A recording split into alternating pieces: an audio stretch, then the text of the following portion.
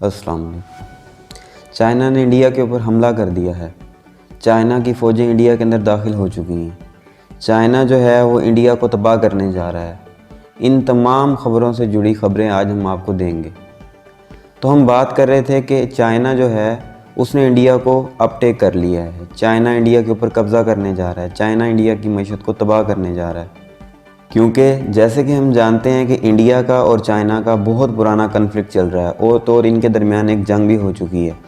अब मसला ये पैदा हो गया कि जैसे इंडिया ने पिछले अगस्त के अंदर जो है वो उन्होंने कॉन्स्टिट्यूशन में चेंजिंग की, आर्टिकल को रिवोक्स किया और उन्होंने जो थे मुतनाज़ा इलाके वो इंडिया के अंदर शामिल कर ली। जबकि जो मुतनाज़ा इलाके होते हैं उसका फ़ैसला या तो यूनाइटेड नेशन करता है या वो दोनों मुल्क आपस में कंसेंसस डेवलप करके करते हैं। कोई अगर एक मुल्क उसके ऊपर कब्ज़ा करता है तो मतलब कि वो मुतनाज़ा इलाका ही रहता है।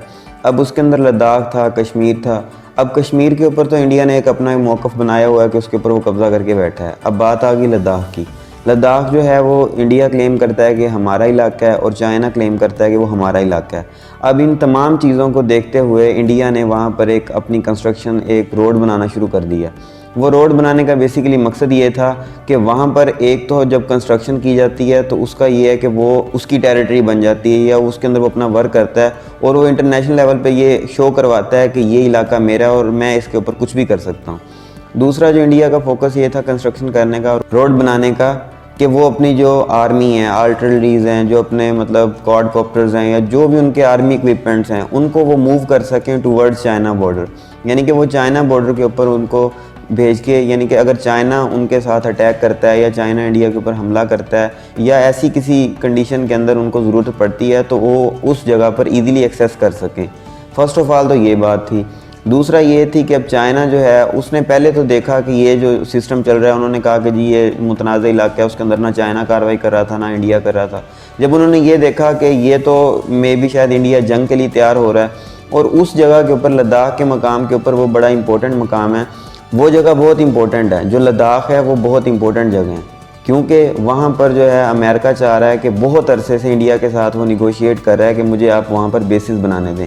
अमेरिका का बेसिकली मकसद ये है कि अगर कल को चाइना कुछ भी करता है तो मैं वहाँ से बैठ के चाइना पर अटैक कर सकूँ, चाइना के साथ ऑपरेट कर सकूँ। तो एक वो अमेरिकन पॉइंट ऑफ व्यू से बड़ा उनके अंदर ज़बरदस्त है। इसीलिए जैसे ही ये इंडिया के जो है आर्मी सोल्जर्स थे उनका कन्फ्लिक्ट हुआ चाइनीज़ सोल्जर्स के साथ, फ़ौरन ही अमेरिका के जो साउथ एशिया के एडवाइज़र हैं उनका जो है बयान आया और उन्होंने कहा कि जी चाइना ने जारियत की है, चाइना ने इंडिया के साथ ज़्यादती की है। तो बेसिकली उनका मकसद ये है कि वो अमेरिका का भी वहाँ पर इंटरेस्ट है कि उस जगह को मैं कंटेन करके और अपनी प्रोसेसिंग कर सकूँ, और दूसरा इंडिया का तो वहाँ पर है ही है कि इनका चाइना के साथ कन्फ्लिक्ट है। अगर वो चाइना उस जगह पर आ जाता है, और अब चाइना ने ऑफिशियल स्टेटमेंट दिए कि जैसे कुछ पिछले अदवार के अंदर चाइना वहाँ पर आता था, वहाँ पर कुछ कार्रवाई करता था लेकिन वापस चला जाता था। अब उन्होंने ये फैसला किया चाइनीज़ ने कि हम वापस नहीं जाएंगे, अब इंडिया वापस जाएगा, हम नहीं जाएंगे। और उन्होंने जो उनके प्रेसिडेंट शी हैं उन्होंने कहा है कि अपनी आर्मी को उन्होंने तैयार कर दिया है कि अगर जंग की सूरत बने तो आपने जंग करने से गुरेज नहीं करना और आपने जंग कर देनी है। अब इंडिया के अंदर बहुत सारी कन्फ्यूजन हैं क्योंकि अगर इंडिया यूनाइटेड नेशन में करता है तो कोविड-19 की वजह से जो है यूनाइटेड नेशन जो है वो थोड़ा सा डिस्टर्ब है। अब जो अमेरिका उसका मेन एलाई है वो भी कुछ वहाँ पर बैठा नहीं कर सकता, पाकिस्तान के साथ ऑलरेडी कन्फ्लिक्ट है। बेसिकली उसका मकसद ये था कि यहाँ से मैं चाइना को कंटेन करूँ और वहाँ से हमारे गिलगित बल्तिस्तान जो है वहाँ पर कब्ज़ा करके और मैं सी पैक को टॉर्चर करूँ, सी पैक को डिस्टर्ब करूँ। तो सी पैक के उसको डिस्टर्ब करने के लिए, सी पैक को सबुताज करने के लिए उसने ये सारी खेल रचा था लद्दाख वाला। लेकिन उसके इस प्लान को भी चाइना ने जो है वो ख़त्म कर दिया है और चाइना जो है अपनी फ़ौजें टूवर्ड्स कर रहा है। अभी रिसेंटली न्यूज़ आई थी कल की कि जो चाइना है, चाइना ने अपनी तकरीबन 5000 जो फ़ौज के ट्रूप्स हैं वहाँ पर डिप्लॉय और कर दिए कि किसी जंगी सूरत हाल के अंदर इंडिया का मुँह तोड़ जवाब दिया जाए। लेकिन इंडिया अब कुछ भी नहीं करेगा। इंडिया के हाथ से आहिस्ता आहिस्ता इलाके निकल रहे हैं क्योंकि चाइना इकोनॉमिकली अपटेक कर रहा है पूरी दुनिया को, और दूसरा वो जो one belt and one road का इनिशिएटिव लिया है भूटान और नेपाल के ज़रिए, वो उसको भी इम्प्लीमेंट करने जा रहा है। इंडिया के हालात बहुत ज़्यादा ख़राब हो चुके हैं। चाइना जो है किसी भी वक्त इंडिया पर हमला कर सकता है, तो ये इंडिया के लिए बड़ी परेशान कुन कंडीशन है।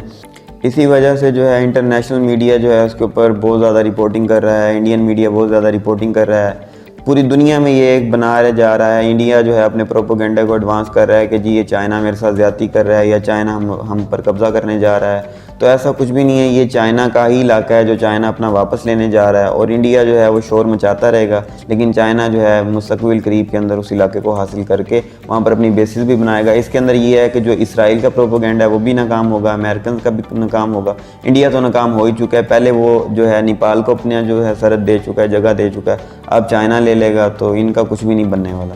उम्मीद करता हूँ वीडियो बहुत पसंद आई होगी। पसंद आने की सूरत में लाइक और शेयर ज़रूर करें और हमारा चैनल सब्सक्राइब ज़रूर करें, और घंटी का बटन जो है नीचे उसको ज़रूर दबाएं ताकि हमारी हर आने वाली वीडियो आपके पास जल्द से जल्द पहुँच सके। शुक्रिया।